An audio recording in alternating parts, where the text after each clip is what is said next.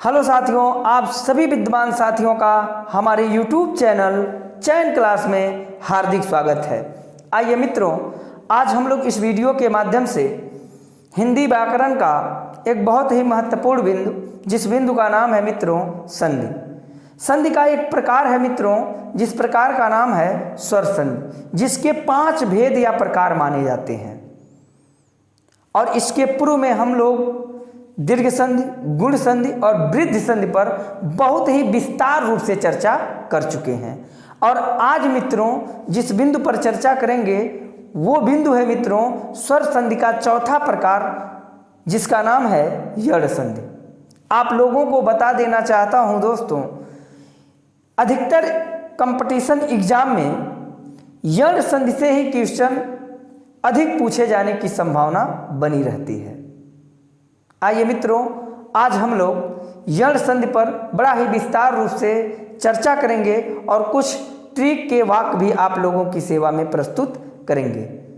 देखिएगा मित्रों, यदि बात किया जाए कि यड़ संधि किसे कहते हैं, वैसे तो कंपटीशन एग्जाम में परिभाषा पूछे जाने की संभावना नहीं होती है, किंतु इसके बैकग्राउंड से क्लियर होना हम लोगों का प्रथम कर्तव्य है। मित्रों, यदि बात की जाए कि यड़ संधि किसे कहते हैं, तो देखिएगा ई या दीर्घ ई, उ या दीर्घ उ या री, इसके साथ असमान योग करते हों और योग करने के बाद ई और दीर्घ ई के स्थान पर य में बदलता है, उ और दीर्घ उ के स्थान पर व बदलता है और री के स्थान पर र बदलता है। मित्रों, सबसे बड़ी कठिनाई हमें वहाँ महसूस होती है जहाँ एक शब्द में संधि की पहचान करनी होती है। आइए दोस्तों, एक ट्रिक का वाक्य है जिससे यदि आप याद कर लेते हैं तो अधिकतर क्वेश्चन यड़ संधि के आप सॉल्व कर सकते हैं। वाक्य क्या है दोस्तों? यह मेरा लवर नहीं, यह वह र है। अब देखिएगा मित्रों, एक वाक्य आपको याद करना है। यदि आप यह वाक्य यह मेरा लवर नहीं यवर है, यदि यह वाक्य याद कर लेते हैं तो ध्यान दीजिएगा दोस्तों, आप यड़ संधि के समस्त एग्जाम्पल की पहचान कर सकते हैं। क्योंकि याद रखिएगा दोस्तों, होता क्या है, यदि प्रथम पद के अंत में दीर्घ ई हो या छोटा ई हो तो यह अपने ही स्थान पर जो है यह य में बदलता है। यदि उ और दीर्घ उ है तो व में बदलता है, और री है तो किस में बदलेगा मित्रों? र में बदलेगा। अब देखिएगा, सबसे बड़ी दिक्कत हमें वहाँ महसूस होती है जहाँ शब्द में संधि की पहचान करनी होती है। हम पहचान कैसे करते हैं? देखिएगा, इसको अर्थात यड़ संधि के पहचान करने के अजीब तरीके हैं दोस्तों। क्या है? किसी भी शब्द में यदि य आए, वो आए और र आए, ऐसे कंडीशन में आप यड़ संधि की पहचान कर सकते हैं। ये तो पहला है, ये पहला नियम है कि यदि किसी भी शब्द में यह है या फिर वह है या र है तो आप जो है यड़ संधि की पहचान करेंगे। दूसरा क्या है दोस्तों कि किसी भी शब्द में यह हो तो ठीक उसके पूर्व आधा वर्ण प्रयोग किया गया हो, अर्थात स्वर रहित प्रयोग किया गया हो।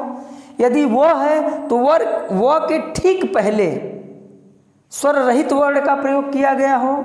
यदि र है दोस्तों तो इसके पूर्व में स्वर रहित वर्ण का प्रयोग किया गया हो, अर्थात आधे अक्षरों का प्रयोग मिलता हो दोस्तों। ऐसे कंडीशन में आप पहचान कर सकते हैं यड़ संधि के रूप में। चलिए दोस्तों, अब हम लोग एक एग्जाम्पल के माध्यम से समझते हैं। दोस्तों एग्जाम्पल क्या है? एक एग्जाम्पल है प्रत्येक। यदि बात किया जाए कि आप इसे दो पदों में क्या कीजिए, विभक्त कर दीजिए, अर्थात विग्रह कर दीजिए, तो आप सभी जानते हैं, आज तक आप लोगों ने पढ़े हैं कि इसका विग्रह होगा दोस्तों प्रतियोग एक। विग्रह हो गया। लेकिन बात आती है मित्रों पहचान करने की, तो पहचान कैसे करेंगे? तो पहले हमने बताया कि प्रथम पद का अंतिम वर्ण यदि ई है, ठीक, उसके साथ कोई भी असमान स्वर, तो यहां असमान स्वर क्या दिखाई दे रहा है? ए।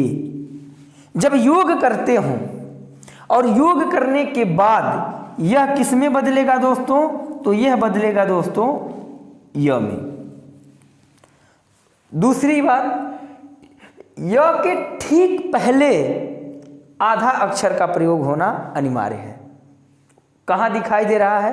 त में। यदि ऐसे भी समझ में नहीं आता है दोस्तों, तो हम इसके प्रत्येक वर्णों को एक दूसरे से अलग कर देते हैं और देखते हैं कि यह चेंजिंग ई के स्थान पे यह कैसे बदलता है। देखिएगा मित्रों, यहाँ प्र है, प्र को हमने अलग कर दिया, उसके बाद त है, और त के नीचे ज्यों ही हमने हलंत लगाया तो त में जो योग किया हुआ ई है वह त से क्या होगा?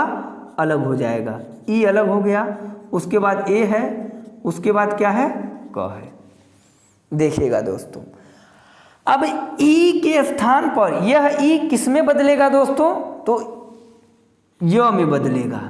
ठीक है।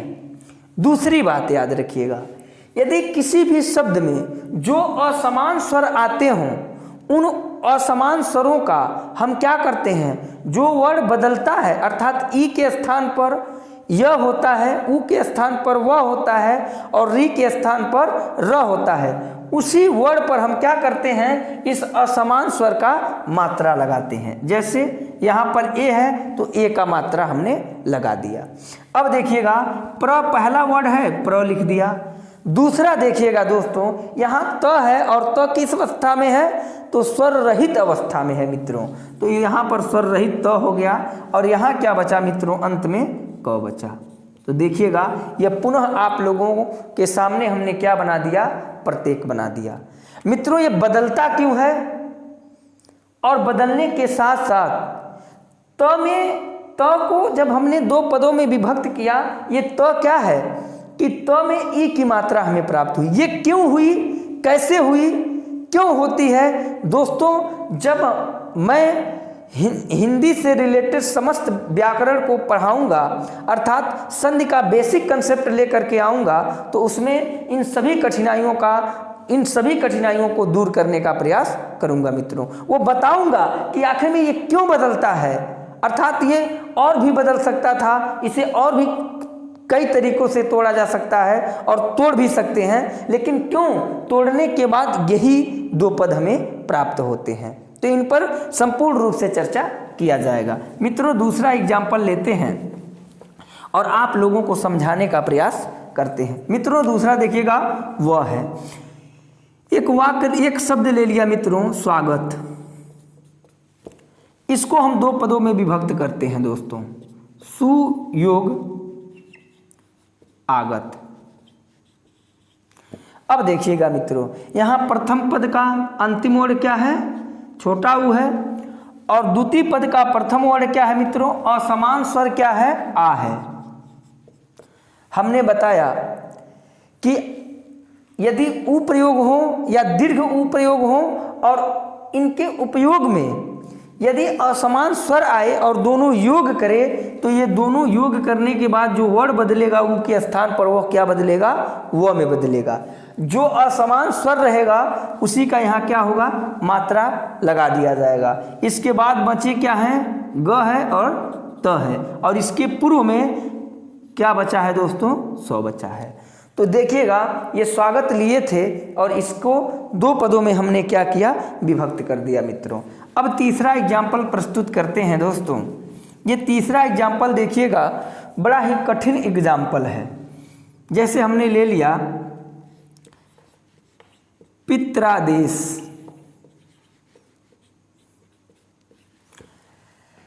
देखिएगा, य को देख लिया, व को देख लिया। अब हमें देखना क्या है, र को। लेकिन इस पूरे शब्द में कहीं र नहीं दिखाई दे रहा है। दोस्तों क्या होता है, आप लोग हिंदी वर्णमाला में जब वर्ण विभाग पढ़े होंगे तो एक अक्षर प्रयोग में आता है त्र। आप इसका नाम जानते होंगे कि यह इसे जो है संयुक्ताक्षर का रूप और नाम दिया गया है, क्योंकि यह 3 वर्णों के मेल से बनता है। तो इसमें मिलता है त के बाद र के बाद अ, अर्थात ये 3 वर्णों के योग से एक वर्ण का निर्माण होता है, जिसे हम त्र के नाम से जानते हैं। मित्रों, यदि हम र में अ का योग कर देते हैं तो क्या मिलता है मित्रों, र होता है। और हमने यही तो पढ़ा है कि र के ठीक पहले आधा वर्ण प्रयोग किया गया हो, तो आधा में क्या मिल रहा है, ये त मिल रहा है। ठीक, तो आप यहाँ समझ लीजिएगा कि इस र के पूर्व में क्या होना चाहिए, आधे वर्णों का आगमन होना चाहिए। इसे त्र, अर्थात अधिकतर में आप इसे त्र ही देखने को आपको मिलेगा मित्रों। तो उम्मीद करते हैं कि इस त्र का जो डाउट है वो आप लोगों को क्लियर हो गया होगा। अब बात आती है मित्रों इसका विग्रह का। इसका विग्रह करते हैं मित्रों, पितृ योग आदेश। अब देखिएगा मित्रों, प्रथम पद का अंतिम वर्ण क्या है दोस्तों, तो यह है री। और दूसरे पद का प्रथम वर्ण क्या है मित्रों, आ। अब देखिएगा, ये री के बाद या साथ कोई असमान स्वर क्या मिला है, अ मिला है। और यह अ किस में परिवर्तन होगा, र में परिवर्तन होगा। और र से पहले अगर यदि त है तो यहाँ क्या हो जाएगा, त्र हो जाएगा मित्रों। ठीक है, और इन दोनों का जब हम योग करेंगे तो जो निकल करके आएगा वह क्या मिलेगा, त्र मिलेगा। और यहाँ पर आ असमान स्वर है मित्रों, तो आ का यहाँ मात्रा हो जाएगा। इसके बाद शेष बचे देश, और इसके ठीक पहले क्या बचा मित्रों, पित्रा देश। तो उम्मीद करते हैं इस एग्जाम्पल से आपको र के भी बनने के नियम जो हैं वो समझ में आ गए होंगे मित्रों। अब बात आती है दोस्तों, कुछ एग्जाम्पल लिखे जाते हैं, आप लोग भी प्रयास कीजिएगा कि इसका विग्रह हम किस प्रकार से करें। पहला देखिएगा दोस्तों, अति उत्तम। पहला जो शब्द है मित्रों अति उत्तम है। दूसरा है अन्वेषण।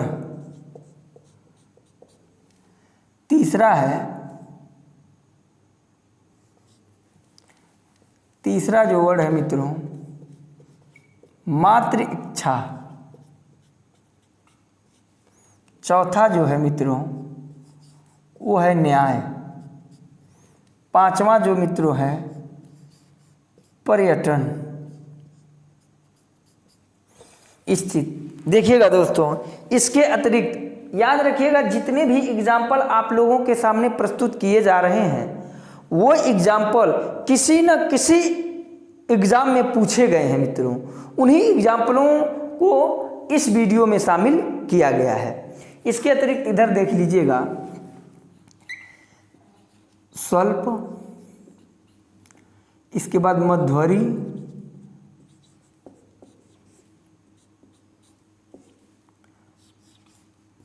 रविउदय,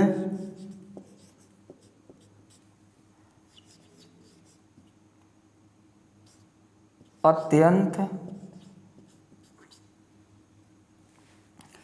इसके तत्पश्चात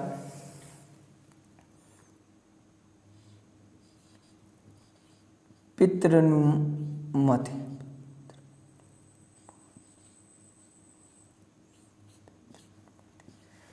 पितृनुमति। अब देखिएगा मित्रों, ये 10 एग्जाम्पल आप लोगों के बीच में प्रस्तुत है। अब आप लोगों को यदि कह दिया जाए कि आप इसका विग्रह करें, सर्वप्रथम हम क्या करेंगे दोस्तों, इन शब्दों में हम संधि की पहचान करेंगे। पहचान का नियम क्या था मित्रों? यह है, यह के ठीक पहले आधा अक्षर प्रयोग में होना चाहिए। वह है, वह के ठीक पहले जो है आधा अक्षर प्रयोग में होना चाहिए। र है, र के ठीक पूर्व में ठीक पहले आधा अक्षर या स्वर रहित वर्ड प्रयोग में होना चाहिए। यहाँ पर भी यह है, यहाँ पर भी वह है, यहाँ पर त्र है, यहाँ पर यह है, यहाँ पर यह है, यहाँ वह है, यहाँ वह है, यहाँ यह है, यहाँ भी यह है और यहाँ पर भी त्र है। अब इसका हम विग्रह करते हैं मित्रों।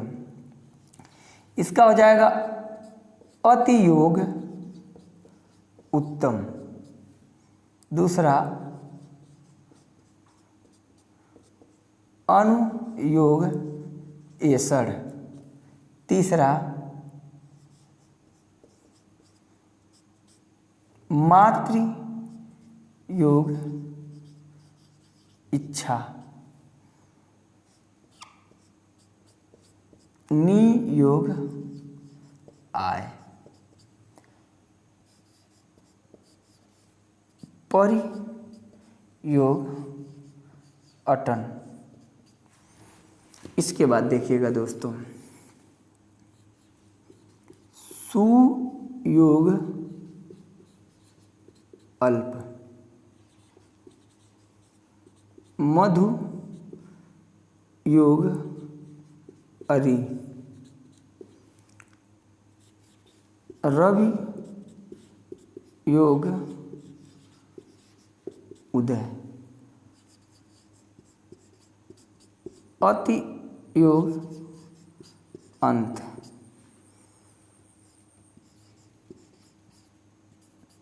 पितृ योग अनुमति। देखिएगा दोस्तों, ये 10 एग्जाम्पल जो आपके कंसेप्ट को, आपके नॉलेज को और भी अच्छा बनाएगा दोस्तों। और याद रखिएगा, ये सभी एग्जाम्पल किसी न किसी एग्ज़ाम में पूछे गए हैं। तो वीडियो को 1 से 2 बार 3 बार देखने का प्रयास कीजिएगा।